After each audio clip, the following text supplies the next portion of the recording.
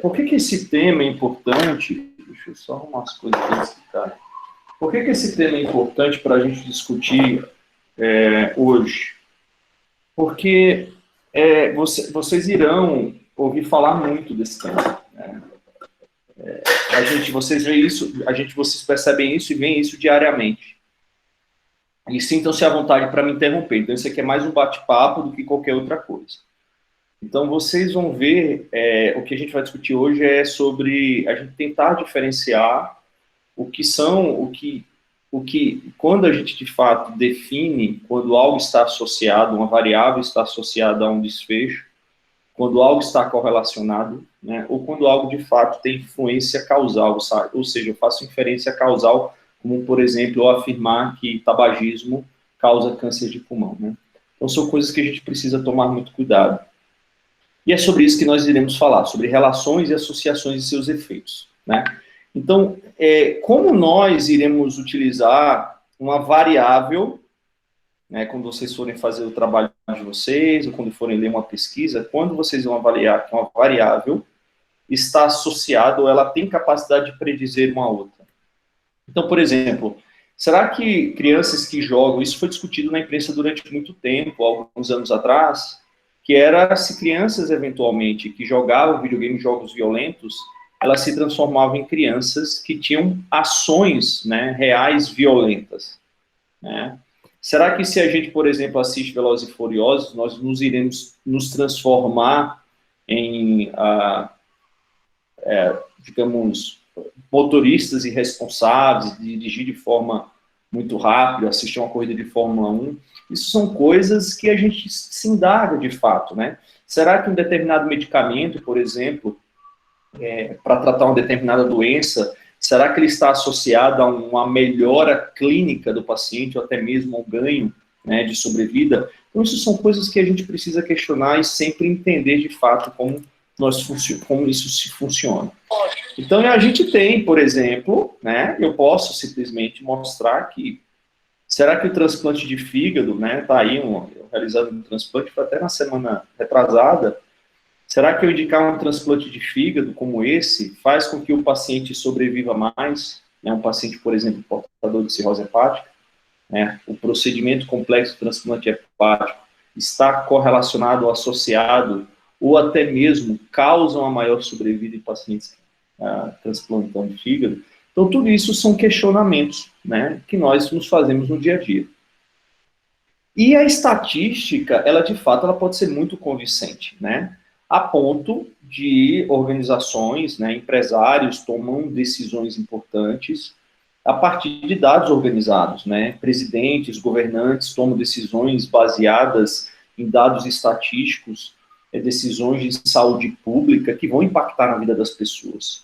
Né? E nós, médicos, né, baseado em dados, nós tomamos decisões, né, como, por exemplo, pare de fumar porque isso causa câncer de pulmão. Então, a estatística está em todo lugar. E qual é o grande problema? Qual é o problema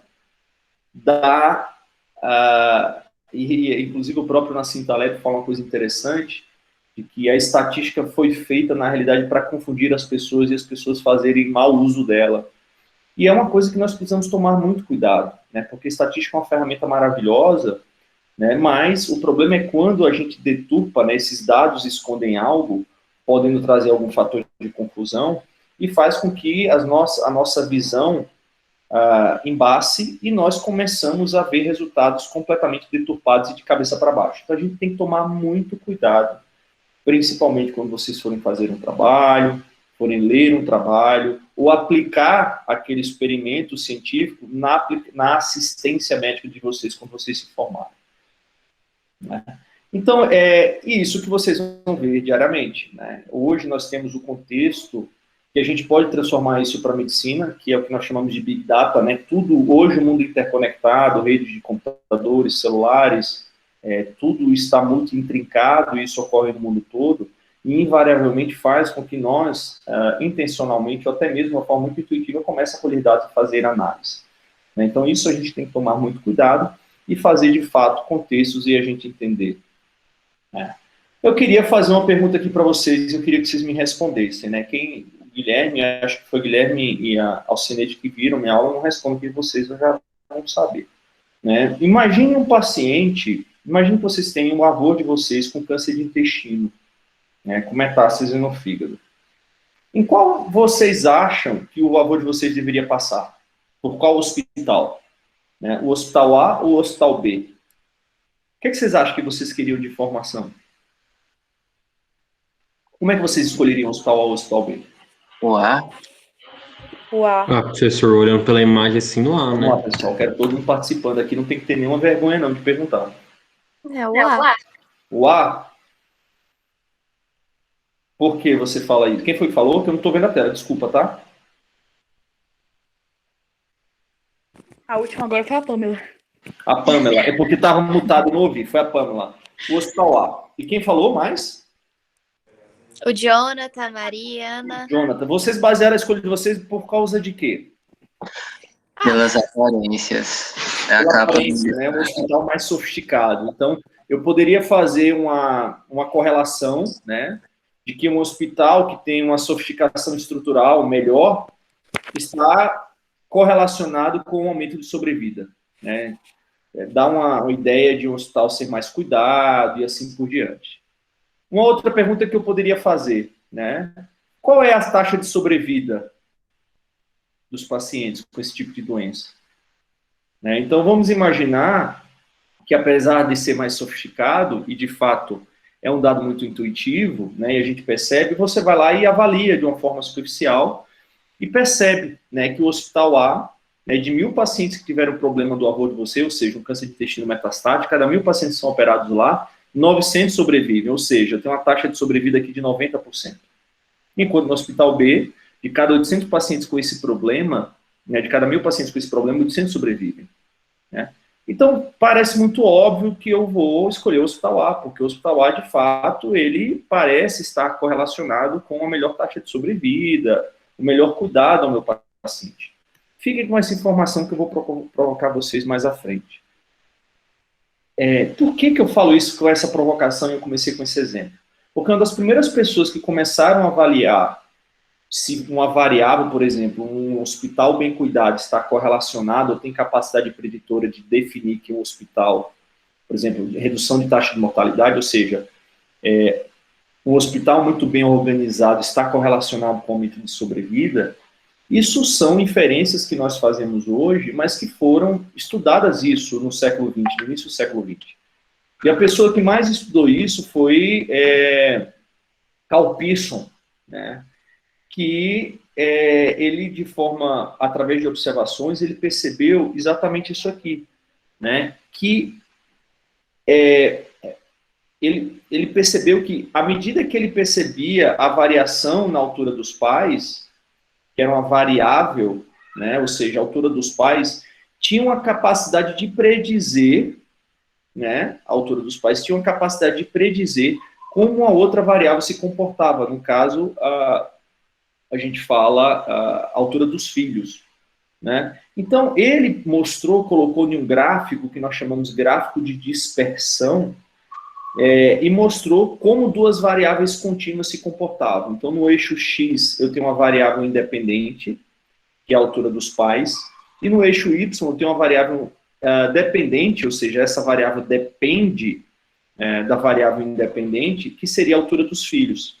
E ele começou a mostrar que nesse gráfico de dispersão, que é uma das formas mais versáteis, né, utilizadas na história da estatística, e faz com que nós avaliamos. Então, cada filho, cada pai, né, cada pai que tinha um filho, né, ele media a altura do pai e da mãe e avaliava qual era a altura do filho. E ele fez inúmeras observações através de uma amostragem aleatória, e ele percebeu que, à medida que ele via inúmeras observações, eu tinha isso criava, né, uma regressão, uma correlação linear, né, entre a variável altura dos pais, entre a variável independente, e a altura dos filhos, que seria a variável dependente. Então, ele percebeu que cada vez que ele media a altura dos pais, do pai e da mãe, e media a altura dos filhos, ele percebia que existia uma correlação positiva, né, linear, e uma associação entre a altura dos pais e a altura dos filhos. E ele traçou uma linha, né, que estava mais próxima entre todos os pontos ao mesmo tempo.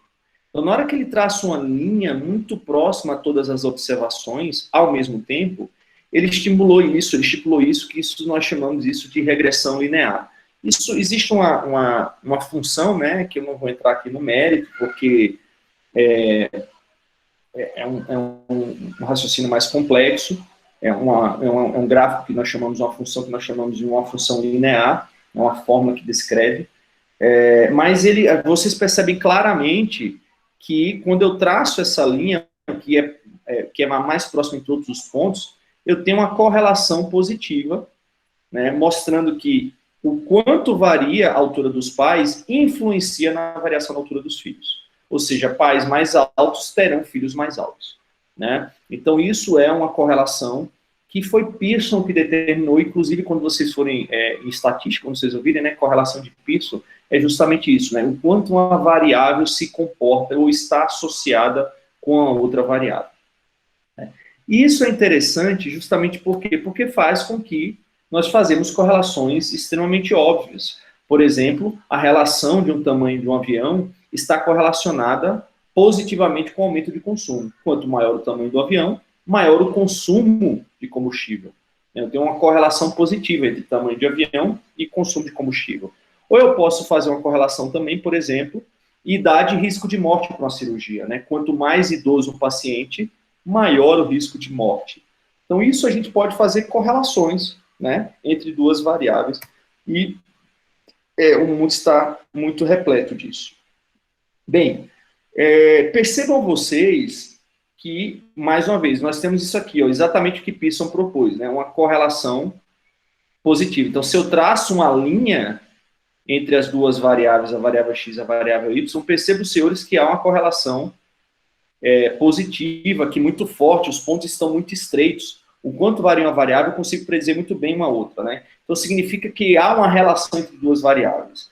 Nós chamamos isso de coeficiente de regressão, como eu falei para vocês, né? Então, veja, o coeficiente de regressão que está aí, ele denota justamente isso. Quanto mais afastado, mais próximos estão os dados, né? Quanto mais próximos estão os dados, mais correlacionados eles estão, né? Então, quando a gente pega isso aqui, quanto mais próximos eles estão, mais correlacionados eles estão, e quanto mais dispersos, menos relacionados eles estão. Então, na hora que eu vejo esses pontos aleatórios que estão totalmente dispersados de forma homogênea, né, no gráfico, a gente percebe claramente que o meu coeficiente de regressão é zero. Não há uma relação entre a variável x e a variável y. Quem me dá um exemplo de duas variáveis que não se correlacionam?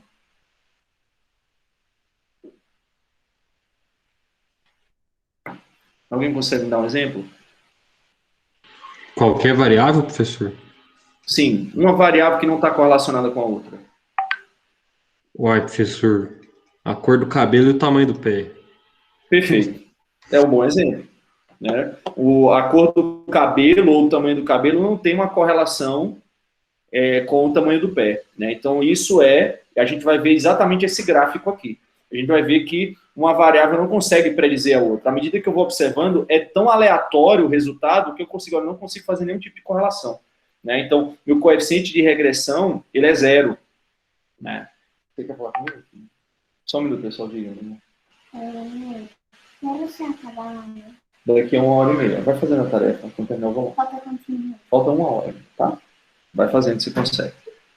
Certo? Então é isso que a gente precisa entender, né? Nós não sabemos o quão forte é essa associação, e para isso nós precisamos saber de fato a correlação, né? Então veja, isso meu coeficiente de regressão, ele é zero, né? Então eu passo uma linha, ele está simplesmente na horizontal, né? Então isso é muito comum. Então veja, a gente falou sobre o quanto duas variáveis estão correlacionadas, né? E o que é a correlação? É exatamente isso aqui que a gente discutiu. Correlação ou associação mede a forma como duas variáveis movem juntas, se há relação estatística ou não, tá? Isso não quer dizer causalidade, isso não quer dizer inferência causal. Correlação é diferente de causação ou causalidade. Nós não podemos misturar as duas coisas, tá, pessoal? Isso é muito diferente. Então, veja, quando é que nós dizemos que algo, né, está correlacionado positivamente com a outra variável, né? Então, por exemplo, aqui mais uma vez o gráfico de dispersão. Imagine que eu tenho uma variável, né, no eixo X, que vai ter uma capacidade preditora, né, de predizer uma outra variável no eixo Y. Então, percebam que quando eu tenho uma correlação positiva, por exemplo, atividade física está correlacionado positivamente com gasto calórico. Então, à medida que eu faço mais atividade física, mais gasto calórico eu tenho.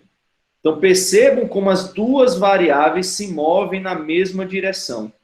E a maioria das observações eu vou ver no quadrante superior direito e no quadrante inferior esquerdo, né? Ou seja, quanto maior a atividade física, maior o gasto calórico, e quanto menor a atividade física, menor o gasto calórico. Então, a quantidade de atividade física está correlacionada positivamente com o gasto calórico, né? E quando a gente fala, por exemplo, da correlação negativa, né? Outro exemplo, tabagismo e incidência de câncer de pulmão, a correlação também é positiva, né? Que aqui, nós sabemos hoje que nós fazemos inferência causal. Nós falamos que tabagismo causa câncer de pulmão, né? Isso é um caso onde as duas coisas de fato existem, tanto a correlação, e eu posso fazer hoje inferência causal, que iremos falar mais à frente. E quando ocorre correlação negativa? É exatamente o oposto. Ou seja, agora as variáveis se movem em direção oposta, né? Então, percebam, senhores, que quando a variável se move em direção oposta, ou seja, quanto maior a taxa de vacinação, menor a incidência de Covid. Quanto mais pessoas vacinadas, menor a taxa de Covid. Perceba, olha o tanto de pessoas vacinadas que eu tenho e menor incidência de Covid eu tenho. Quanto menos vacinação eu tenho, maior minha incidência de Covid. Então, percebam que agora a maioria das observações estão no quadrante superior esquerdo e no quadrante inferior direito. Então, isso nós chamamos de correlação negativa. Quem me dá um exemplo de correlação negativa em medicina? Quem pode me dizer o nome?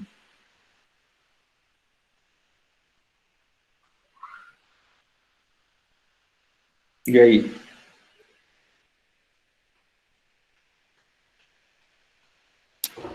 Quando você tem... geralmente é coisa de proteção de saúde, né? Mas eu não sei se ainda está isso, né? Eu tenho que ver com o Luiz, mas atividade física e evento cardiovascular, não sei se ainda está de pé essa correlação. Quanto maior a atividade física, menor a incidência de evento cardiovascular. É uma correlação negativa. Muito bom exemplo, Guilherme. Ou seja, quanto mais atlético o paciente, mais atividade física faz, menor o risco dele infartar. Agora eu te faço uma pergunta. Nós podemos fazer inferência causal, ou seja, atividade física reduz risco cardiovascular? Aí não, a mera correlação não vai poder dizer a causalidade, mas aparentemente a gente tem essa correlação. Acho que se a gente existe a correlação, né? E pessoas que fazem atividade física morrem menos de evento cardiovascular. Isso é uma correlação, né? Doutor, só antes do senhor continuar, porque eu vi essa palestra do senhor antes, porque o senhor está comparando aqui, são variáveis contínuas. Eu queria saber se é possível a gente fazer correlação com variáveis, por exemplo, dicotômicas, por exemplo, câncer de mama e sexo feminino. Ainda assim é possível a gente falar em correlação, apesar de você... Eu posso falar em correlação, só não consigo quantificar através do meu coeficiente de correlação, né? Porque é muito dicotômico, eu não tenho muita variável, né? Então sim, não, sim, não. Uhum. Então, fundamentalmente, eu posso fazer a correlação, só não consigo quantificar o quanto é essa correlação, né? Eu só digo se ela é positiva ou negativa, entendeu? Entendi, beleza. Então, veja, quanto mais próximas duas variáveis andam juntas, né? Mais elas movem juntas, mais forte é a associação, mais forte é a correlação entre elas. Né? Então, aqui eu tenho duas coisas que mudam, né? O quão próximo elas movem juntas e qual a direção que elas movem juntas. Então, aqui percebam, ó, quando eu falo que o meu coeficiente de correlação é de 1, significa que eu tenho 100% de capacidade de predizer o quanto uma variável se comporta em relação à outra. Exemplo, é o que eu falei lá na aula. Quando eu quero mostrar, por exemplo, isso vai muito para conversão, né? Por exemplo, quilômetro em metro, temperatura, né? Quando eu digo 60 graus Fahrenheit, eu consigo fazer a minha correlação com 100% de transferir isso para graus Celsius, né? Eu pegar, por exemplo, 1 metro, né? Eu consigo correlacionar de forma precisa, enquanto isso resulta em centímetros. Então, na realidade, essas digamos, conversão de medidas, na realidade você está fazendo uma predição com 100% de correlação. Né? Então, isso é muito claro. Então, veja, quanto mais próximo os pontos andam juntos, mais forte a relação. À medida que eles vão se afastando, menos forte é a correlação. E aí o colega citou muito bem um exemplo, não sei se foi o Fábio, não lembro agora que eu não estou vendo, falou muito bem um exemplo, né, do tamanho, da cor do cabelo, tentando predizer o tamanho do pé. Né? Isso a gente vai ver isso aqui, a gente vai ver que o gráfico de dispersão isso fundamentalmente não existe essa correlação. Tá? Por que eu estou falando tudo isso, pessoal? Todo mundo assiste televisão, não assiste? E a gente percebe o tempo inteiro como o ser humano para em falar tudo como inferência causal. Né?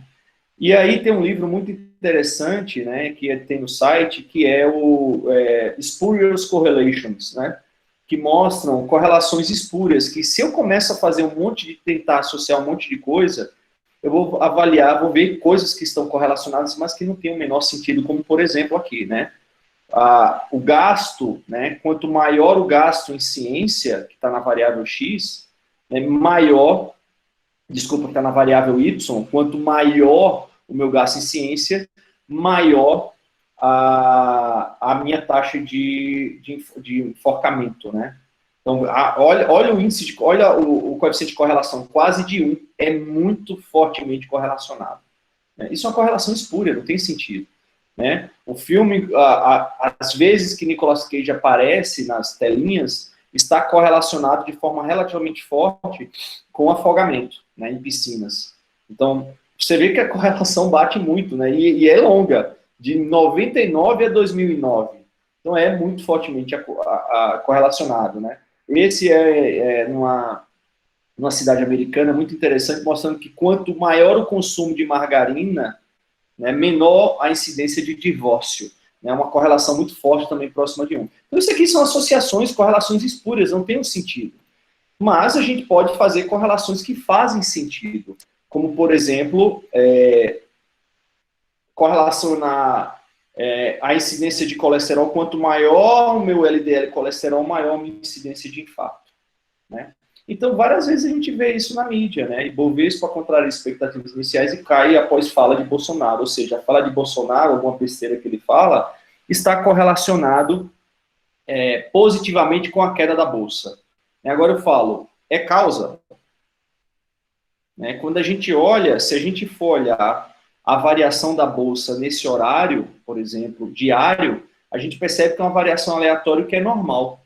Né, tanto do dólar quanto da Bolsa de Valores. Então, aquilo, na realidade, pode ser simplesmente uma variação aleatória e não está sendo causado por uma fala do presidente, por exemplo. Então, a correlação é diferente de causalidade. E aqui você vê claramente, né, a imprensa denotando causa. Né? Bolsa cai 1% após nova debandada da equipe de Paulo Guedes. Dólar sobe 0,2%. Então, perceba como sempre há uma tentativa de atribuir causalidade em absolutamente tudo que acontece no mundo. Né? Nós precisamos achar uma justificativa do porquê duas variáveis estão correlacionadas. Isso é o tempo inteiro. Né? A ação da Petrobras já cai quase 5% na hora que após falar de Bolsonaro. É o tempo inteiro. Né? Então, os jornalistas fazem isso continuamente. Né? Sendo, mais uma vez, para eu analisar a inferência causal, nós precisamos tomar muito cuidado. Então, posso falar que a minha cirurgia, minha nova técnica do transplante reduz mortalidade. Né? Mas será que, de fato, foi ela que causou? Então, nós precisamos entender que correlação é diferente de causalidade. Tá? Então, por exemplo, na medicina, como eu falei, né, o LDL colesterol está correlacionado, né? Quanto maior o meu LDL colesterol, tem uma correlação positiva, que é forte, entre LDL colesterol e evento cardiovascular, infarto, AVC. Quanto maior meu número sérico, né, meu valor sérico de colesterol, maior meu risco cardiovascular. E como é que a gente sabe hoje que o LDL, né, o colesterol LDL, causa infarto? Como é que a gente faz essa atribuição, essa inferência causal? Por ensaio clínico? Exatamente. Né? Hoje eu faço inferência causal por quê?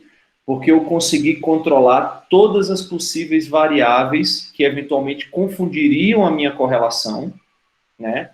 E a gente percebe que quando a gente faz por estudos observacionais e mostra que há uma correlação positiva entre LDL colesterol e evento cardiovascular, na hora que eu invento uma droga, por exemplo, estatina, e mostro que ela reduz colesterol, e eu faço um experimento controlado, que eu controlo todas as variáveis, e eu mostro que, quando eu deixo os grupos completamente homogêneos, controlando todas as variáveis, e a única discrepância entre dois grupos, o único contraste é um medicamento que reduz estatina, e isso reduz mortalidade, e aí eu consigo, de fato, fazer inferência causal, né, de que, de fato, o LDL causa evento cardiovascular, né?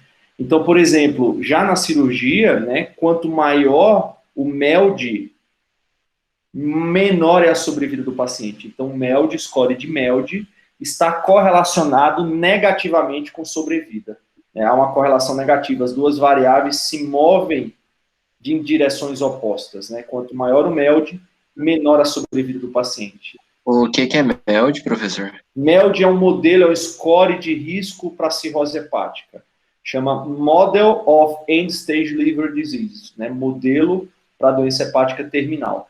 A gente utiliza creatinina, bilirrubina e NR. Quanto maior o MELD, maior o risco do paciente morrer no ano. Entendeu? Perfeito? Ah, entendi. Agora, é o MELD que causa a morte do paciente? Não, é a cirrose. Entendeu a diferença de correlação e causalidade? Então, isso aqui, de fato, são associações plausíveis, não são associações espúrias, né? Bem, pessoal, aqui alguma dúvida? Não, professor, tá tranquilo. Tá claro. Então, beleza. Agora, vamos lá. Quando a variável A está associada a outra variável B? Vocês vão ver isso o tempo inteiro em artigo. O tempo inteiro. Né? Tal método está associado a isso, tal marcador tumoral está associado ao aumento de sobrevida. É constante na medicina, né? Então, vamos lá. Um marcador tumoral está correlacionado com pior sobrevida. Então, veja, a variável A, marcador tumoral, tem correlação, certo? Positiva com pior sobrevida. Hoje a gente poderia correlacionar negativamente com sobrevida ou positivamente com mortalidade, entendeu? Então, por exemplo, o CA199 para câncer de pâncreas está associado à mortalidade. Quanto maior o CA199, maior a mortalidade. Ou quanto maior o CA199, pior a sobrevida. Então, eu tenho uma correlação entre o marcador tumoral e sobrevida, certo? Agora, eu posso fazer uma inferência que isso é causa? Não, não posso falar. Eu digo que há uma correlação, certo? Então, veja, e quando eu digo que, de fato, a variável A causa a variável B? Né? Por exemplo, o tabagismo está correlacionado positivamente com câncer de pulmão. Né? Mas tabagismo causa câncer de pulmão. Né? Então, a variável B está associada, a variável A está associada à variável B, e ela causa, nós podemos fazer uma inferência causal que a gente vai falar mais à frente. Né? Mas, quando a variável A está associada com outra variável B, isso são os DEGs que nós chamamos, né, os gráficos de dispersão. Então, veja, eu tenho que tomar muito cuidado, porque, na realidade, duas coisas podem estar correlacionadas, e eu digo que A causa B, mas, na realidade, não é A causando B, é B causando A. Vou dar um exemplo muito claro para vocês. Nós sabemos hoje que o tempo, quanto mais tempo você passa online, isso está correlacionado positivamente com compra na internet. E muitas pessoas em pesquisas acharam que, olha, cuidado quando passar muito tempo na internet, porque isso vai estimular você a fazer mais compras. Será que, de fato, tempo quanto mais tempo online isso causa uma maior compra na internet, as variáveis estão correlacionadas, mas o que ocorre na realidade é o inverso. Na realidade, quando eu vou efetuar uma compra na internet, eu gasto mais tempo, porque eu tenho que botar uma série de informações, como cartão de crédito, etc. E isso faz com que eu fique mais tempo online. Então, na realidade, comprar na internet causa mais tempo gasto na internet, né? Então, a gente precisa saber diferenciar as duas coisas, né? E quando a variável C causa A ou B, na realidade, não é a variável A que está causando a variável B ou vice-versa. Na realidade, é uma terceira variável que nós chamamos de variável de confusão. Isso ocorre o tempo inteiro. Então, por exemplo, na cirurgia isso é muito comum e eu canso de falar isso e as pessoas insistem. Eu entendo que é muita parte de viés cognitivo. Por exemplo, existem técnicas de cirurgias, que são cirurgias que envolvem ressecções alargadas de vasos para tumores localmente avançados. E aí, por estudo observacional, o cara mostra lá, olha lá, ó, aqueles pacientes que eu operei, que eu fiz uma ressecção multivisceral, fiz ressecção vascular e fiz reconstruções, aqueles pacientes tiveram mais sobrevida. Ou seja, aquela cirurgia mutilante, por exemplo, está correlacionada com ganho de sobrevida. Mas aí pergunta, peraí, ok, ela está correlacionada, mas é a cirurgia que está causando o ganho de sobrevida? Né? Então, o que pode estar motivando esse ganho de sobrevida? Um paciente mais jovem, né? Como o paciente era jovem, ele aguentou uma cirurgia mais mórbida. E ele está vivendo mais não porque eu fiz uma cirurgia mutilante, mas porque é um paciente mais jovem. Talvez um tumor de comportamento biológico mais indolente. É o tumor que está causando um ganho de sobrevida, não é a cirurgia. Às vezes uma quimioterapia, um outro tratamento. Então a gente precisa tomar muito cuidado. Isso não é o que nós chamamos de variável de confusão, né? Causando, de fato, um desfecho e faz eu confundir, fazer associações causais equivocadas. E pode simplesmente ocorrer uma variável decorrente do acaso, como a gente falou previamente, que era Nicolas Cage, né?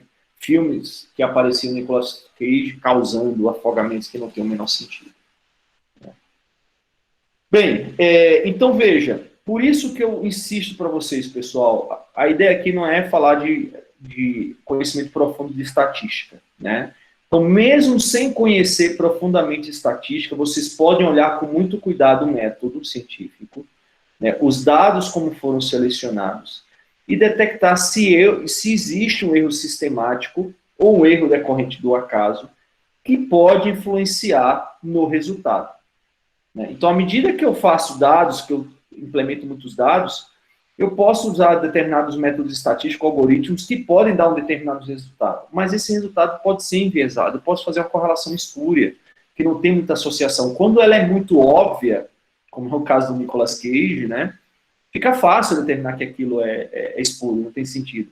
Mas quando é algo que, na realidade... Aí eu mostrei daquele exemplo da aula, acho que alguns meses atrás, quando a gente falou de consumo de chocolate per capita está correlacionado, né, ganho de prêmios nobres, né, cegonhas também, né, quanto maior a incidência de cegonhas, maior a natalidade de um determinado país, mostrando que essas correlações, quando a gente olha, não tem sentido, mas quando faz sentido? E na realidade elas não estão fazendo de fato uma correlação causal, apenas estão correlacionadas, mas elas não causam. Então a gente precisa tomar muito cuidado. Existe um ditado estatística, né, que nós chamamos assim, garbage in, garbage out. Então, você põe um monte de dado ruim, equivocado, deturpado, eu posso ter um resultado inadequado, né, de fato lixo, né, então nós temos que tomar muito cuidado com isso. Professor? Oi? Por exemplo, nesse negócio de usar a estatística e usar ela, não sei se é o termo correto, mas usar ela de forma errada, digamos assim, cai naqueles casos que a pessoa fala assim, o P é significativamente, é significante, Sim. mas nunca fala o valor. Mas Sim. é significante e é uma correlação bem ridícula. Eu assim, posso sabe? ter, por exemplo, existem, outro sai na correlação espúria, consumo de sorvete per capita está correlacionado com afogamento, né? E a correlação é muito forte, é estatisticamente significante, né? Com P de 0,0001%. Muito forte. Né? E há uma correlação estatística. As duas variáveis andam juntas de forma muito próxima. Aquele coeficiente de correlação é de 1, né? Eles andam muito próximos. Aí você fala, pô, mas não tem sentido, o sorvete não causa, isso não faz com que as pessoas se afoguem, né? O que é que está correlacionado com isso? Qual é a variável de confusão que está associada com isso aí? Nossa, eu não sei. O verão, professor. Verão, exatamente. O verão, o tempo, né? Então, quando está mais quente, as pessoas consomem mais sorvete. E também vão mais à praia, mais à piscina, e com isso há aumento de afogamentos, entendeu? Então, a variável de confusão que de fato causa isso aí. Né? É porque tem muitos trabalhos, assim, quando a gente vai ler, as correlações são, assim, são muito nada a ver. Mas então pode ser que tenha uma terceira variável, a variável de confusão, que ela não foi trabalhada no artigo, no caso, assim, né? Sim, sim, sim. Eu vou mostrar para vocês exemplos disso aí. Em 2000, na eleição do Trump, agora em 2000, eu fui um dos caras que falei isso. Eu fui uma das pessoas que falei isso aqui. Quando eu vi a foto no Capitólio da inauguração, né, do Donald Trump em 2017, 16, 17, e eu vi que estava muito mais vazio do que na época do Obama, né? Eu falei, nossa, olha lá, olha o motivo. Com certeza a popularidade do Trump, ele é um cara muito polêmico, né? Com certeza as pessoas foram menos à eleição, a inauguração, né, eleitoral do Trump do que na época do Obama. Claro que a popularidade do cara, eu falei isso na época, né?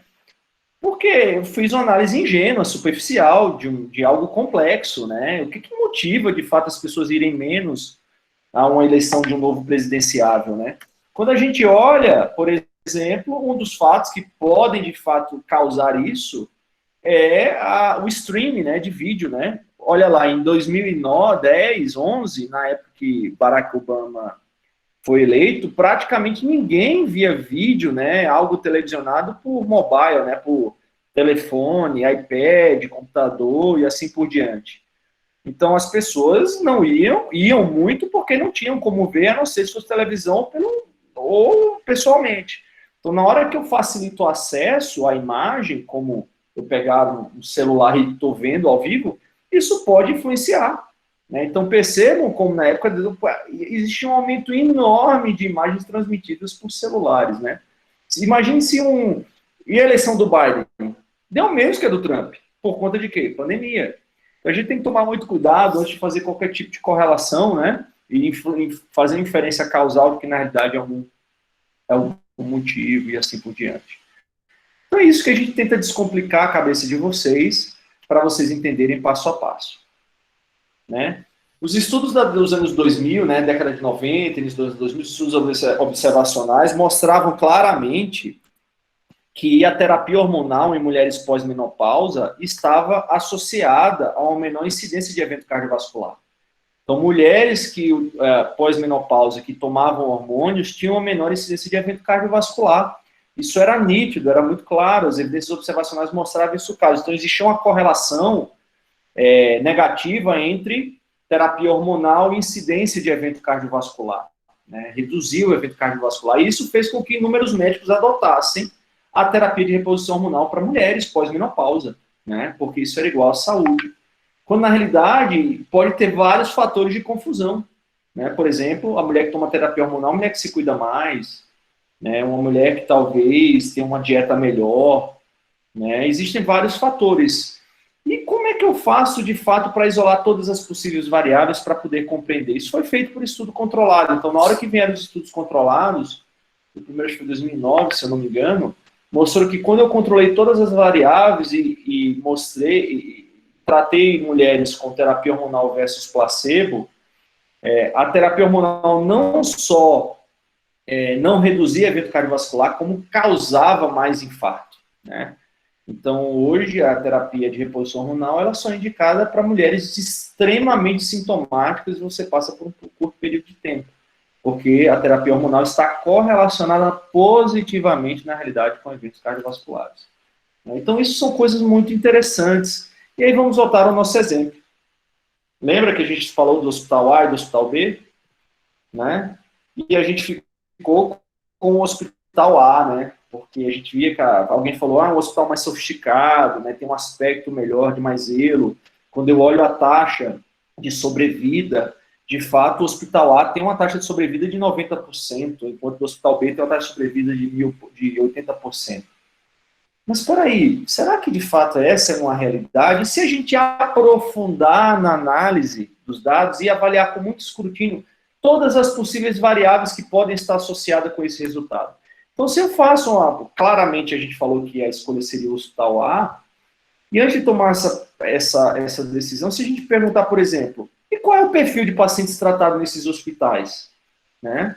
Então, imaginem que na hora que eu avalio de fato com muito cuidado, eu percebo que, na realidade, o hospital a maioria dos pacientes tratados eram pacientes jovens. 900 pacientes com aquele problema do meu avô, com câncer metastático, eram, na realidade, pacientes muito mais jovens que o meu avô. E perfil do meu avô, só 100%, só existiam 100 pacientes idosos que foram tratados. Né? E 30 sobreviveram, ou seja, a minha taxa de sobrevida, na realidade, é 30% em pacientes do perfil do meu avô. Né? E quando eu vou para o hospital B, quase a metade, né? 400 pacientes eram tratados com idade muito próxima do meu avô. Eram, de fato, pacientes idosos. E desses, 210 sobreviveram nessa cirurgia radical. Né? Ou seja, eu tenho uma taxa de sobrevida de 52%. Logo, a decisão correta é o hospital B. Né? Basta simplesmente uma análise profunda. Então, sejam críticos, sejam céticos e olhem os dados profundamente. Então, o que a gente tem aqui? A gente tem uma variável de confusão, que é a idade. Então, como eu tratava, como mais pacientes jovens eram tratados no hospital A, isso fazia uma inferência causal equivocada de que o hospital A estava mais associado ao ganho de sobrevida naquela cirurgia. Quando, na realidade, né, o que estava fazendo isso era a jovialidade dos pacientes tratados naquele paciente, certo? Então, a gente faz uma associação causal equivocada. Né? A idade estava associada ao hospital A, mais pacientes jovens estavam sendo tratados no hospital A e mais associadas à sobrevida. Quanto mais jovem o paciente, maior a probabilidade de ele sobreviver a uma cirurgia agressiva. Né? Então, isso faz com que eu faça uma inferência causal equivocada entre a variável A e a variável B. Eu estou dando aula. O papai está dando aula? Pede a mamãe, o papai está dando aula. Eu também. Tá, mas é só pedir ela, tá? Fecha a porta, por favor. Desculpa, pessoal. Pessoal, aqui ficou claro? Tranquilo, doutor. Ficou sim, professor. Vamos dar uma interrompida aqui, porque eu não sei se eu falo sobre risco e razão de odds, que é algo mais complexo, mas eu quero dar um exemplo aqui para vocês sobre como em medicina ocorreu muito essa confusão, né? Ó, deixa eu falar disso aqui que é importante. Existe um viés, um bias, chama viés de colisão, ou collider bias, que faz com que a gente faça falsas inferências causais. Né? Então, eu vou dar um exemplo para vocês.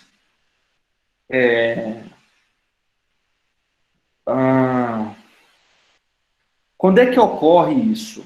É quando uma variável, né, por exemplo, um fator de risco, ele e o desfecho, eles correm o risco de serem selecionados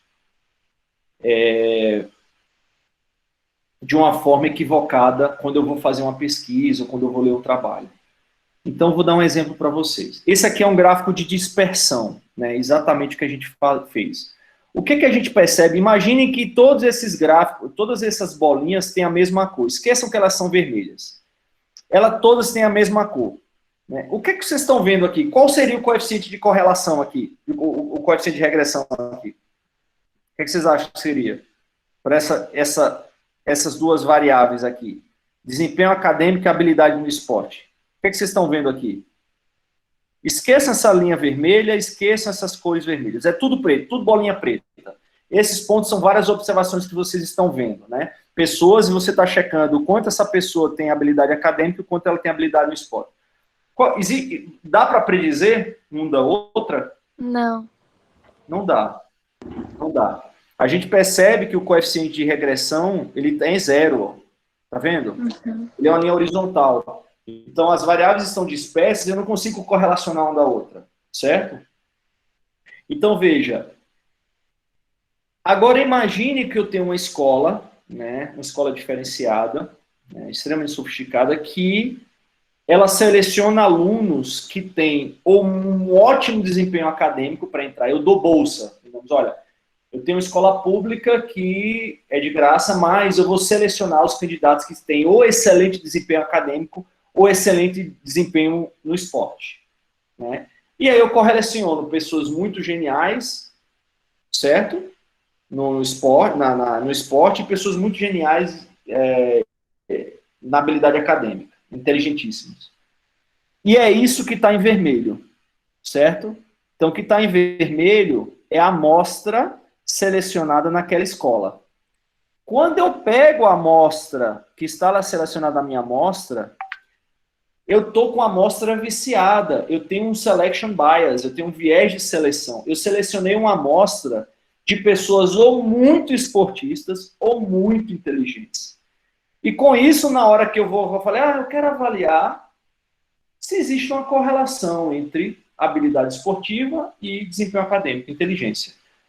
E aí eu percebo que há uma correlação negativa, ou seja, né, as duas coisas se movem em direção oposta nessa seleção da escola. Então, quanto maior meu desempenho acadêmico, né, quanto melhor meu desempenho acadêmico, menos habilidoso é o aluno esportista. Então, se eu ver um aluno lá, por exemplo, eu vejo um aluno lá que está se preparando para chutar uma bola, vai bater um pênalti, na hora de chutar ele escorrega e cai, eu vou dizer, opa, aquele aluno deve ser um gênio. E eu faço uma correlação, aí eu faço inferência, posso fazer inferência causal. Ou, põe lá, o cara que é esportista não sabe jogar bola, o cara que é esportista deve ser muito burro. Então, isso é repleto na nossa realidade.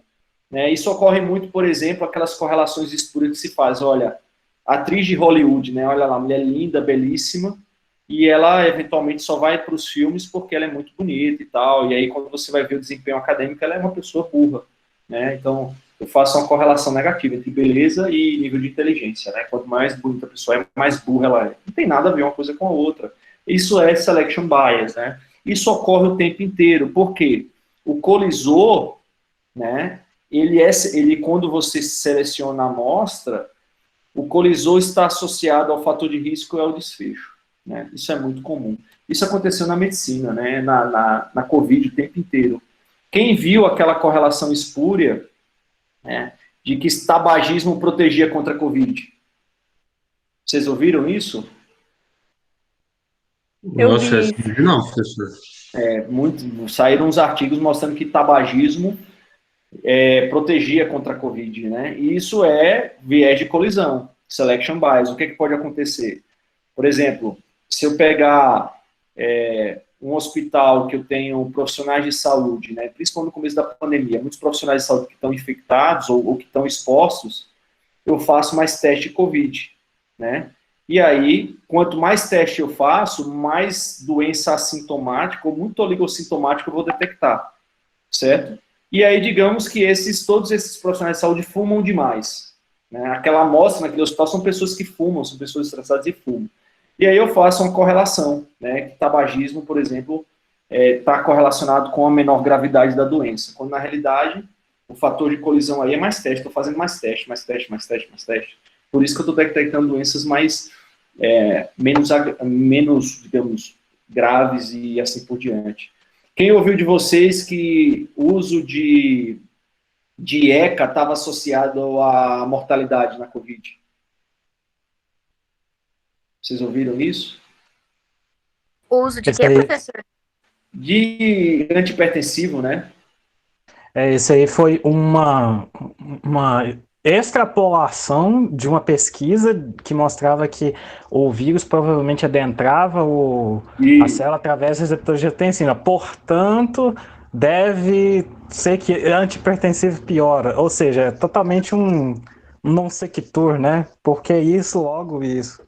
Isso, muita gente começou a dizer, olha, cuidado, não use antihipertensivo, porque isso pode causar morte por Covid.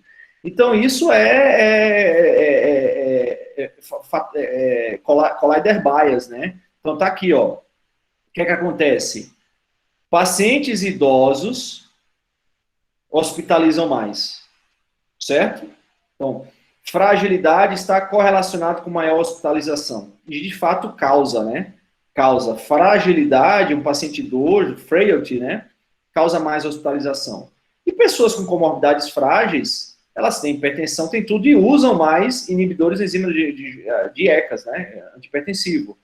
E a pessoa que usa antihipertensivo, ela tende a se hospitalizar mais também. Às vezes porque a hipertensão arterial descontrolou e por aí vai. Logo, né?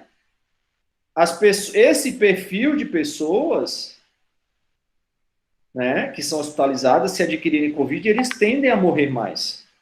E aí eu posso fazer uma associação causal de que antihipertensivo causa morte por Covid, que é uma associação espúria, né? Então a gente precisa tomar muito cuidado com isso aí. Isso são inúmeros exemplos, né, em medicina. Ficou claro, pessoal? Ficou assim, Perfeito. professor? Então, que cuidados a gente tem que ter? Pratique o ceticismo, sejam céticos, questionadores sobre a evidência que vocês estão avaliando, né? Questione uma afirmação que pareça boa demais para ser verdade, ou esdrúxula demais para ser verdade, né?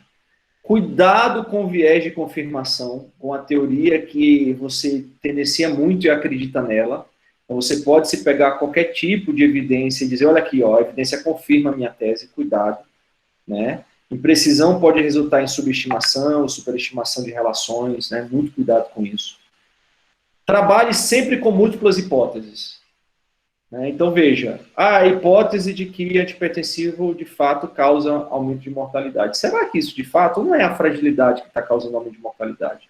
Então, trabalhe com outras hipóteses que podem refutar a sua teoria, né? Cuidado com correlações espúrias ou injustas, né? E correlação diferente de causalidade. Lembre-se disso. Uma provocação aqui, final. O que é que vocês acham? Primeiro quadro. Aqui a gente tem o tempo, no eixo X, e no eixo Y a relação entre homem e mulher. Homens se autocitam mais em trabalhos, né, quase 2 vezes mais do que mulher, né? Então, cientistas do sexo masculino têm uma chance quase 2 vezes a mais de se autocitar do que mulher.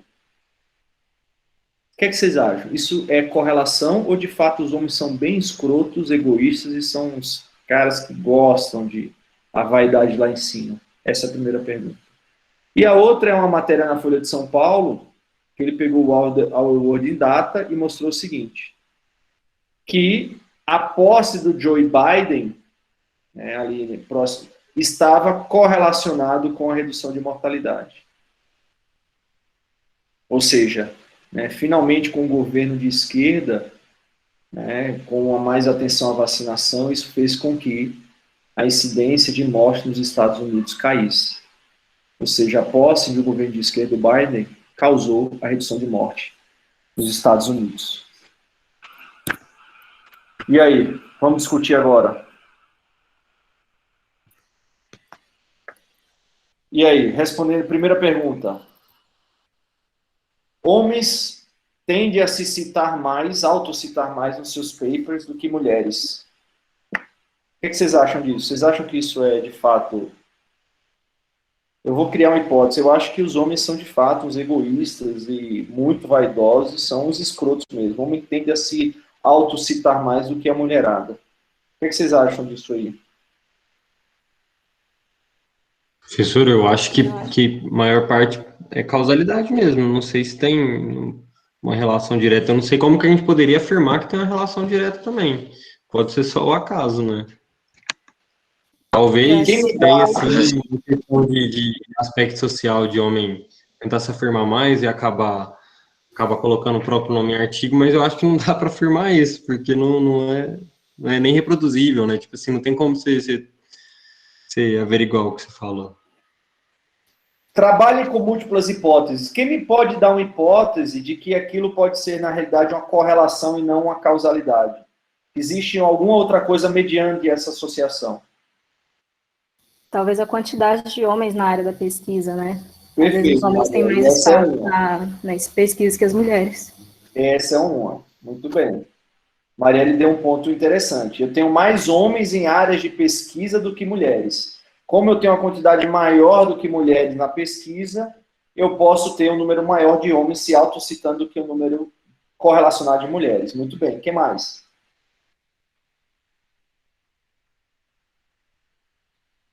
Muito bem, Marielle. Muito bom. Gostei. O que mais? Uma outra possível hipótese, uma outra variável que esteja confundida esse resultado.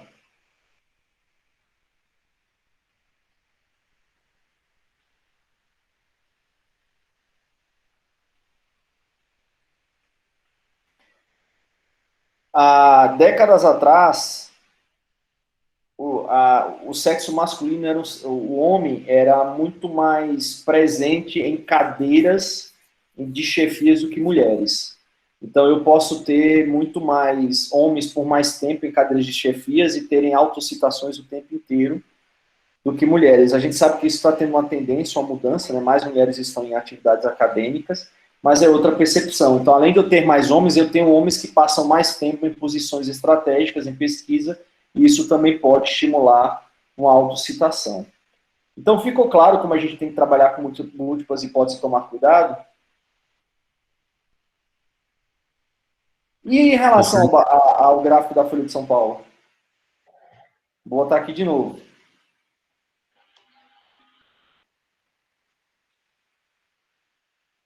O que vocês Olha, eu acham? vou chutar muito. Talvez eu fale besteira aqui. Mas eu acho que tem uma correlação mais direta, porque é um presidente preocupado com vacinação, então, e o outro não tinha tanta preocupação. Então, vacinando mais, você diminui esse risco de morte por Covid. Mas eu acho que talvez seja uma besteira que você esteja falando. Associação, causalidade ou acaso? Nesse Acho caso, Pode falar, Jonatas. desculpa, Mariana, desculpa, pode falar. Pode falar, pode falar. Não, pode continuar, desculpa. Eu acredito que seja uma causalidade aí.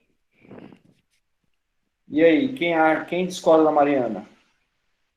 Eu acho que não é necessariamente uma causalidade, porque não teria dado tempo para o Biden ter comprado vacinas e aplicado. Então, as vacinas que ele aplicou já tinham sido compras no governo anterior, que é o tempo de transporte, de chegada até os Estados Unidos.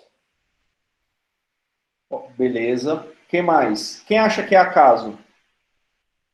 Professor, eu acho que é acaso também. É mais ou menos pela mesma linha que o Jonatas falou. A queda vertiginosa de mortes não é possível ser feita desde que o Biden tomou posse. Ele tomou posse em 20 de janeiro e já estava numa queda significativa. Talvez ter mantido a linha baixa pode ser sim culpa de política de saúde do Biden, mas a queda vertiginosa não acredito que tenha culpa dele, não. Lembra como na outra reunião com o professor João Bosco, eu perguntei para ele se o excesso de mortes que a gente estava discutindo era por aquele gráfico, né, que a Mariana e o João apresentaram, se aquilo era causado por Covid. Qual foi a resposta dele?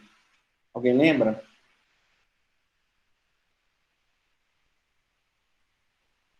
Que não é possível afirmar com todo rigor, né? Exato. Que é provável, mas é uma afirmação que Exato. Então, a gente tem que tomar cuidado, né, quando a gente simplifica dados estatísticos em gráficos como esse, né, gráficos epidemiológicos, de fazer, de fato, atribuição causal. A gente tem que tomar muito cuidado. Há um ímpeto muito grande, há uma tendência muito grande de a gente falar, não, de fato foi o governo, e aí, Mariana, é normal, é natural, pode ser que seja, né, mas é incerto, a gente não sabe, porque eu não consigo controlar todas as variáveis. Sabe por quê? A gente não tem um contrafactual, né? Qual seria o contrafactual? Seria uma realidade alternativa onde o Trump tivesse reeleito, né? E aí eu teria visto como seria o comportamento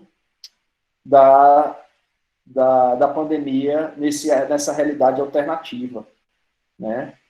Ou ter 2 Estados Unidos em randomizar, Trump para um lado, Biden para o outro. Então, assim, a gente tem que tomar cuidado com isso, tá? Em relação ao tabagismo, por que a gente faz inferência causal? É porque, além da associação, claro que é uma associação forte, não quer dizer causalidade, mas é porque, além de eu ter, na hora que eu escrutino o dado, que eu aprofundo os dados, esse dado é replicado em todos os lugares do mundo, e várias observações, né, tanto estudos retrospectivos quanto estudos de corte, mostraram o mesmo resultado, uma associação forte entre tabagismo e câncer de pulmão. Na hora que eu avalio a fisiopatologia, e aí aqui sim é importante, eu mostro que o tabagismo tem um mecanismo biológico que causa mutações e agressão direta à célula pulmonar causando câncer, isso faz com que eu comece a atribuir causalidade de fato. E mais um detalhe, quando as campanhas de tabagismo fizeram com que, o antitabagismo, né, as campanhas antitabagismo fizeram com que caísse vertiginosamente o tabagismo, o que a gente viu com a incidência de câncer de pulmão? Caiu da mesma forma.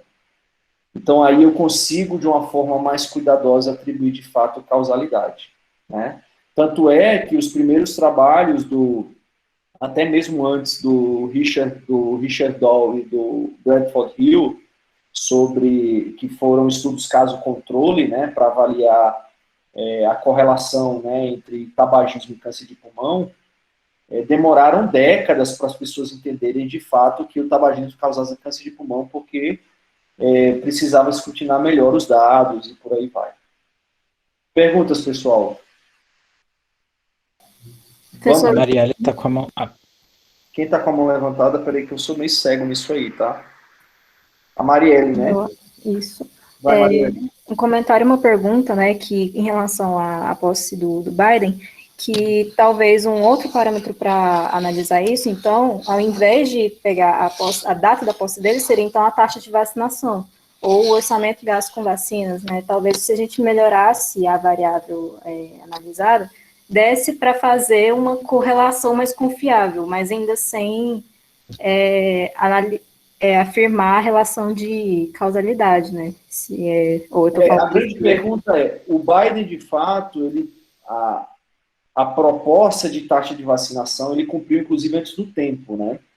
Então, ele, de fato, foi extremamente efetivo na aquisição de vacina, não só na aquisição, mas na propagação da imunização na população de uma forma abrangente.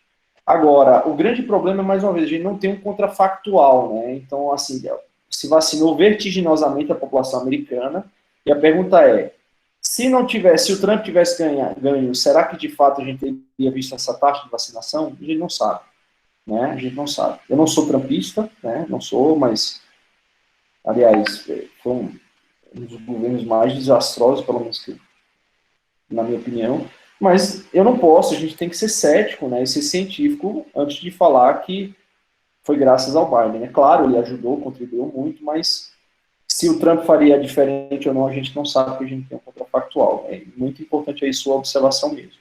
Quem mais levantou a mão? Entendi. Era a pergunta, ainda eu.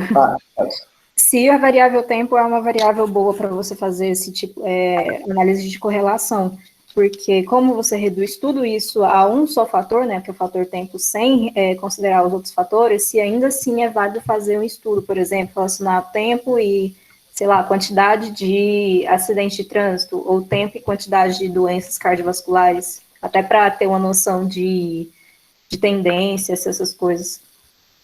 É possível, tipo, é válido? E qual seria a robustez, né, de certa forma, de fazer esse tipo de análise? Porque eu acho uma análise válida, mas muito temerária, né? Porque se você reduz tudo ao fator tempo, você está desconsiderando outras variáveis, né? Então, existe uma discussão, eu não sou epidemiologista, né? Mas existem discussões entre correntes epidemiológicas, inclusive tem a epidemiologista da Universidade de Stanford, que me esqueci o nome dela agora, mas muito interessante, que assim,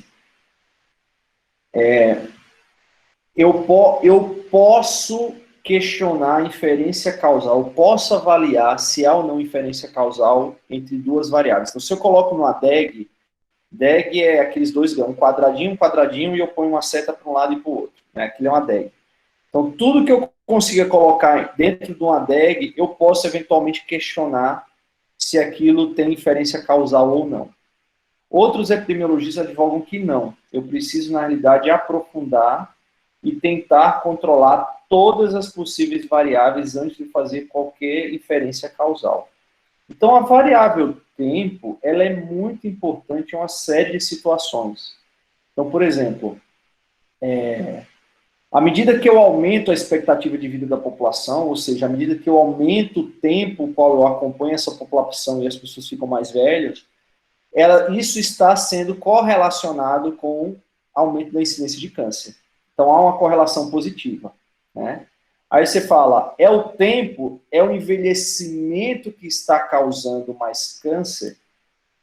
Existem estudos de biologia evolutiva, e inclusive a ganhadora do prêmio Nobel, que é ela ganhou o prêmio Nobel em 2009, se eu não me engano. Ela mostrou que, por exemplo, à medida que a gente tem replicação, né, celular, eu tenho o meu telômero, que é a extremidade distal do cromossomo, ele vai reduzindo, né, e eu vou perdendo minha capacidade de replicação. Isso faz com que eu encurte, né, a probabilidade de uma célula se replicar e, consequentemente, isso reduz a probabilidade de replicações futuras causar mutação, isso causar câncer. Então, ratos, por exemplo, que têm telômero muito grande, né, muito grande, eles têm uma alta capacidade de replicação e de se regenerar muito rápido, né? Entretanto, eles não têm, eles terminam morrendo de câncer. Isso, ela mesma, Elizabeth Blackburn. Inclusive, ela tem um tema muito polêmico com ela e com o Bret Weinstein, que segundo o Bret Weinstein, ela não citou ele no trabalho, que ele fez parte. Então, assim, mas enfim, voltando àquela questão lá. Então, à medida que eu tenho um telômero muito grande e eu favoreço a replicação, esses ratos terminam morrendo todos de câncer, né? E se tornam ratos mais longevos, né? Se deixar. Então, veja, eu já faço inferência causal aí, porque eu estou analisando o comportamento biomecânico do evento, entendeu, Marielle? Então, assim, o tempo é uma variável que eu posso fazer correlação, e é uma variável importante para inúmeros cenários, né? Um tratamento oncológico, né? Se eu posso avaliar se aquele tratamento é eficaz com ganho de sobrevida ao longo do tempo. Então, é uma variável importante, mas você apontou uma coisa que deve ser lembrado. Eu preciso sempre avaliar com muito cuidado todos os tipos de variáveis que eu estou estudando para não fazer nenhum tipo de confusão inadequada.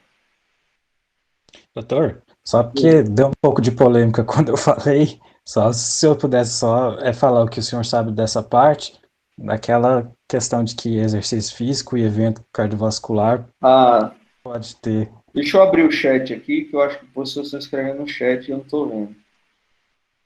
Não, ninguém escreveu no chat não, né? Escreveu? Pergunta não, é só conversa entre a gente mesmo. Tá. Então, vamos lá. A gente falou, o Guilherme citou um exemplo interessante, eu queria que vocês me respondessem. Vou responder a pergunta do Guilherme com outra pergunta. Então, há uma correlação positiva, né, entre atividade física e saúde cardiovascular, né? Ou seja, vamos imaginar que quanto mais atividade física uma pessoa faz, menor a probabilidade, mais saudável ele é do ponto de vista cardiovascular e menor redução de risco cardiovascular. Há uma correlação, né? Relativamente forte. Eu não lembro agora qual é o coeficiente de regressão, mas ela é relativamente forte. Na opinião de vocês, essa correlação é causal? Ou seja, quanto mais atividade física, menor o risco de eu morrer de infarto? Ou seja, a atividade física reduz risco cardiovascular? O que vocês acham? Professor, no achismo sim, né? É recomendação, inclusive, da Organização Mundial de Saúde, né? É porque a lógica parece ser, se você pratica atividade física, você tem menos gordura no seu corpo. Se você tem menos gordura no seu corpo, tem menos chance de você ter uma aterosclerose, porque a aterosclerose é gordura no Perfeito, perfeito. Há um vaso. mecanismo biológico, né, mecanicista. Como é que eu faço para avaliar se isso... É muito intuitivo, é muito lógico. Mas sejam céticos. Sejam céticos. Como é que eu posso fazer, controlar isso aí para avaliar? Trabalhem com múltiplas hipóteses. O que eu posso... Que experimento eu posso fazer para avaliar se, de fato, a atividade física reduz risco cardiovascular? Ensaio clínico randomizado, né? Exato. Ensaio clínico randomizado, Vinícius. E foi feito? Professor, eu acho que foi, mas eu não tenho certeza. Mas eu estava lendo vários artigos assim esses dias, mas eu acho que foi sim. Nós temos 2 estudos controlados, 2 ensaios clínicos randomizados, que é o LuCa-Red e o outro é o Generation 100. Isso, eu tinha visto o Luca Red, isso mesmo. LuCa-Red, eu acho que o LuCa-Red é de... O Generation 100 é mais novo. Mas são 2 ensaios clínicos grandes. Inclusive, acho que com o LuCa-Red foi por 10 anos, né, o acompanhamento. Aí o João citou aí, tá aí o paper. Eu não sei qual dos dois foi esse, não, professor, mas esse daí é um Eu ensaio não vou clínico lembrar randomizado. agora, faz tempo que eu li, mas eu não vou lembrar especificamente o método, mas eu sei que um deles, inclusive, acompanhou os pacientes por 10 anos. O Generation 100, inclusive, estudou a hipótese de que a atividade física reduzia risco cardiovascular em uma população de maior risco, em pacientes idosos, né, acima de 70 anos, se eu não me engano. Me corrijam se eu estiver falando bobagem, mas enfim, o que importa são 2 estudos controlados, metodologicamente bons, bem feitos, com baixo risco de erro aleatório, baixo risco de erro sistemático, e ele testou a hipótese de que a atividade física reduziria risco cardiovascular.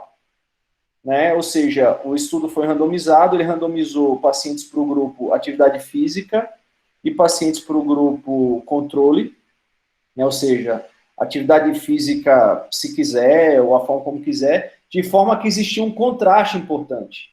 Né? Quem, de fato, fez atividade física perdeu peso, tinha uma atividade física, existia um contraste importante de atividade física entre os dois, né? E o resultado? Negativo, nos dois. Não há diferença, né, professor? Não, os Diferença 2 significativa. estudos foram negativos. Então, voltando ao que a gente falou de hipótese, então veja, pegando o teorema bayesiano de probabilidade, a gente fala de método diagnóstico e tal, a gente usa o teorema de Bayes também para a hipótese diagnóstica.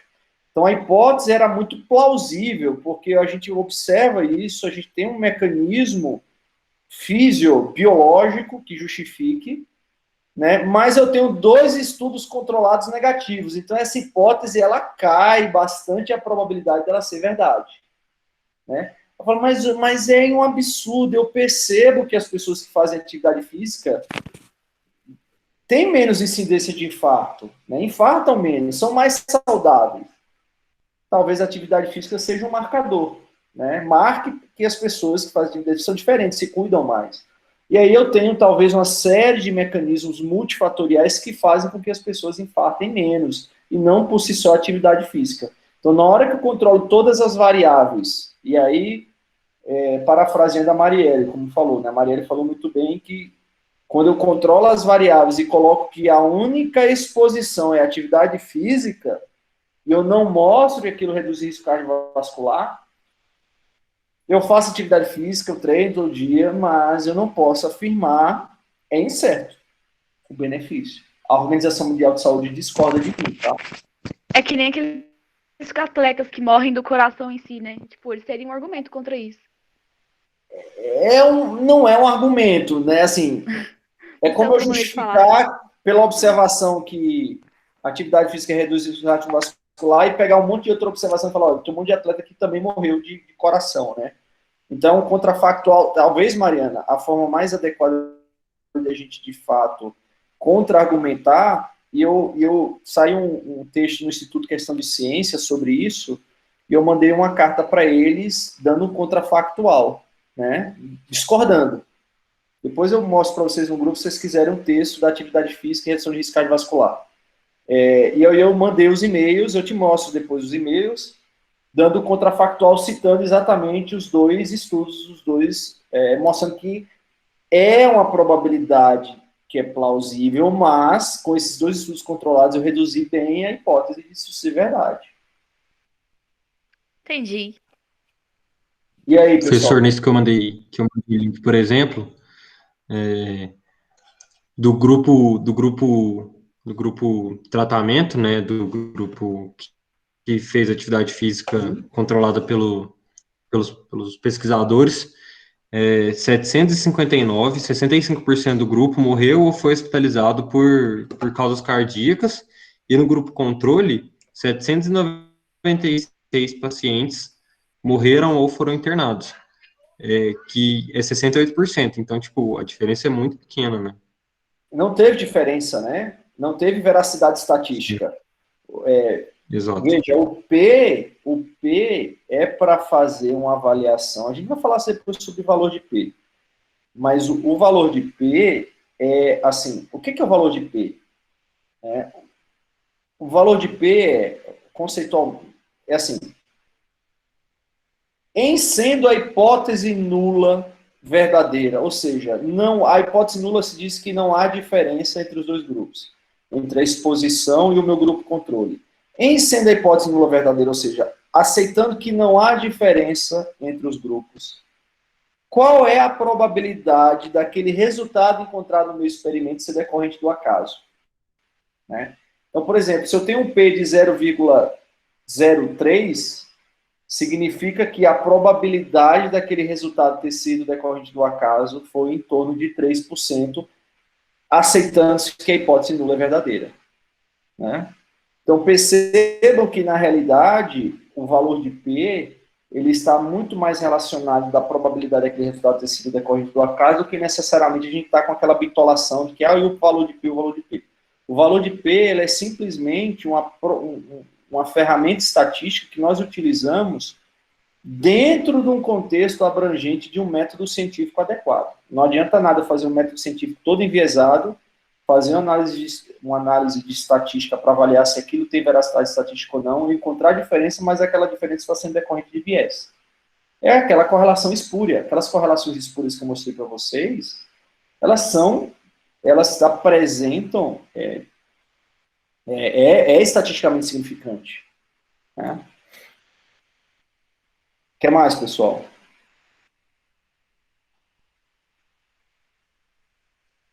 Bem, o acaso de acontecer muita coisa, né, que parece que é verdade, só que é só o acaso. Por isso que o último slide meu é aqui, ó. Para a gente finalizar, já que não tem mais perguntas, se alguém levantou a mão, fale, porque eu não estou vendo. Por isso que o último slide meu é isso aqui, ó.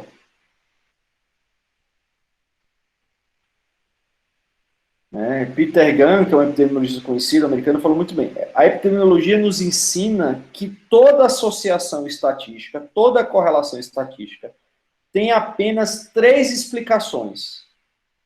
Viés, ou seja, se vocês avaliarem algo que tem correlação estatística, avaliem com cuidado se aquilo não está sendo mediado por erro sistemático, por viés.